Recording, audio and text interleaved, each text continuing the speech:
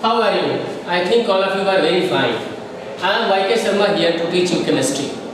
I am going to discuss about most important chapter 2, that is called acid, base and salt.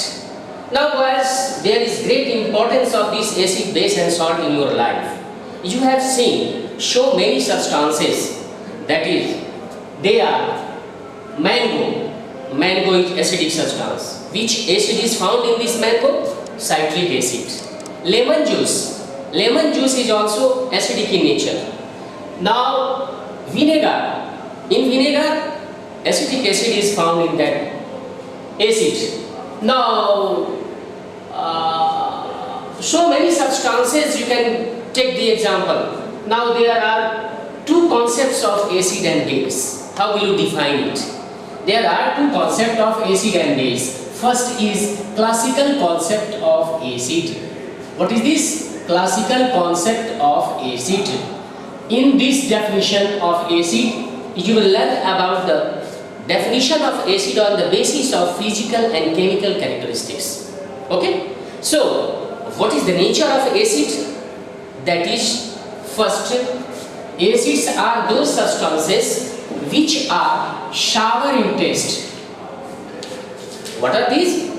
Which are sour in taste. Okay? Now another property, which are corrosive in nature. Which are corrosive in nature. Okay? These are the classical concepts. Third is, they are completely miscible or soluble in water. Soluble in water in all proportions. All acids are completely miscible with water in all proportions. Okay? Now they can conduct the electricity. They can conduct the electricity when they are found in their aqueous form. These are the physical characteristics. Okay? And what is the effect of litmus paper on this solution? When you will pour blue litmus paper, you will see that it turns red. Blue litmus turned into red. These are the classical concepts. Once again, they are sour, they are corrosive in nature, they are soluble in water in all proportion, they can conduct the electricity in the aqueous form, and they turn blue litmus to red. These are the classical concept of acid. Okay? Now let us see. Another concept of acid is Arrhenius concept. What is this? Arrhenius concept. Another is Arrhenius concept. Okay? Of acid. What is the concept? Now in each and every acid, you will see that acids are those substances which produce H plus ion in the aqueous solution. How can we define it? That acids are those substances which can produce H plus ion in the aqueous solution. Let us see the example. For example, HCl. In aqueous solution, it will produce H plus ion plus Cl minus ion. Now you have to write aqueous. What do you mean by aqueous? Aqueous means the solution in which water is used as a solvent. They are called as aqueous solution. And if water is not used as a solvent, then what term is used? Non-aqueous solution. Okay. So in aqueous solution, hydrogen chloride will produce H plus ion. Similarly, HNO3, it will produce what? H plus and NO3 minus ion. NO3 means nitrate ion. This is called nitrate ion. Okay, it is clear? Now, same process in case of H2SO4, what will form? 2H plus. 2H plus SO4 2 minus. What is the name of SO4 2 minus? That is called sulfate ion. Sulfate ion. Okay? And H2SO4 is sulfuric acid, you know well. Sulfuric acid. It is clear? Similarly, you can take so many examples. I am giving you the another acid, that is HCOOH. What is the name of this acid? This is called formic acid.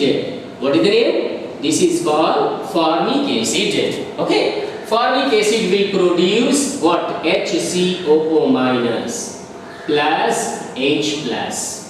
Okay? HCO minus is known as formate ion. What is the name? Formate ion. It is clear?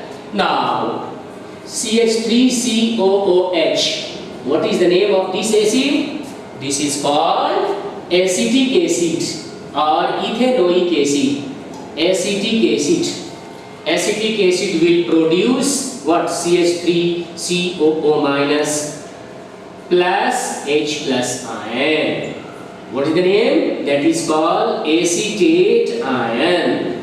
CH3CO minus ion is called acetate ion. So in all the acids, you are observing that all these acids are producing H plus ion in the aqueous solution. That is why they are called acid. So this is the Arrhenius concept of acid, that acids are those substances which can produce H plus ion in the aqueous solution. Is it clear? Okay. Now let us see one more thing you have to keep in mind, that in case of acid, one term is used, basicity of an acid.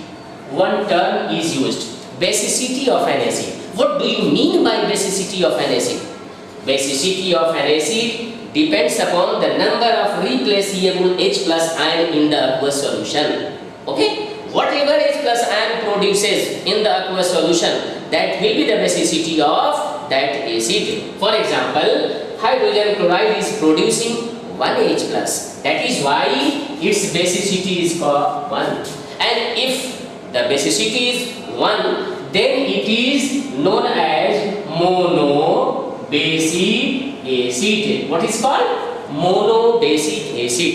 If your question is asked that, give the example of monobasic acid, that will be the example of HCl. HCl will be the monobasic acid. Okay? Similarly, HNO3. Can you tell me what is the basicity of that acid? Although it is also producing 1H plus ion, hence its basicity is 1. So it is also the example of monobasic acid. It is clear? Now it is producing 2H plus ion. So its basicity will be 2. Hence it is the example of, or it is called dibasic acid. Why it is called dibasic acid? Because it is producing 2H plus ion in the aqueous solution. That is why it is called dibasic acid. Another example, HCOH. What will be the basicity of that acid? It is producing 1H plus ion. Hence its basicity is 1. And that is the reason it is known as monobasic acid. Okay? It is also known as monobasic acid. It is clear? Now acetic acid, come on. Acetic acid, it is also producing H plus ion. Hence its basicity is also 1, and that will be the example of monobasic acid.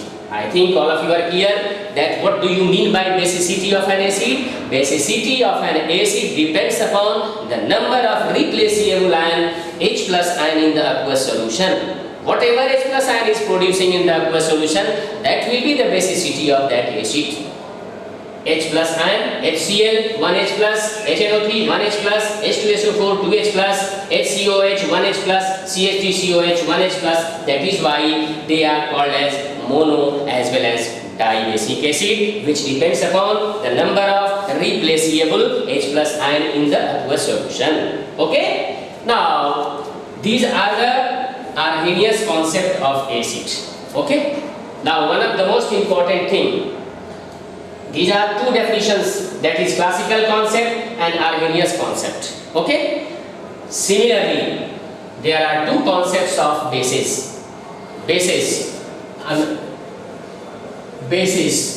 What classical concept of basis? Classical concept of basis. Okay? Now these all are depending upon the physical and chemical characteristics of that basic base. Okay? So I will discuss later on. I hope that all the points are clear in this video. Thank you very much. I will see you